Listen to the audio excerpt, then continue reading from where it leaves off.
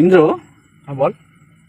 ভাই আজকে আজকালকার যে এই যে ব্রেকআপ গুলো হচ্ছে, তো এগুলা নিয়ে একটু মতামতটা জানালে ভালো হতো, কি জন্য হচ্ছে? দেখ হ্যান্ডলে কি বল না, এখনকার ছেলেপেলেগুলো হ্যান্ডলে কি বলতো, মানে ভালোবাসা কম, তার চেয়ে কি হয় মানে একটা ছেড়ে ওই যার একটাকে বেসিক্যালি ভালো লেগে থাকে। আজকাল কিছু কিছু মেয়ে আর কিছু কিছু ছেলে, প্রায় 90% বলতে পারিস, তো এদের কি হয় মানে অ্যাডজাস্ট করে যে থাকবে সেই জিনিসটা নেই এদের মধ্যে, মানে অপশন।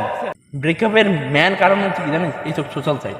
তুই 90 দশকের প্রেমের কাহিনীগুলো ভেবে দেখতো একবার, সেখানে সোশ্যাল সাইডের পরিমাণ খুবই কম ছিল বলে কি যে এখন তখনকার যুগে ব্রেকআপটা কম হতো। এখন দেখ, আমি ফেসবুক ফিড যদি খুলি, আমার ফেসবুক ফিডে বেশিরভাগ কি আছে জানিস, যে পরকীয়ায় লিপ্ত। একটাই কথা বলতে চাইছি, অ্যাডজাস্ট করতে চাইছি না।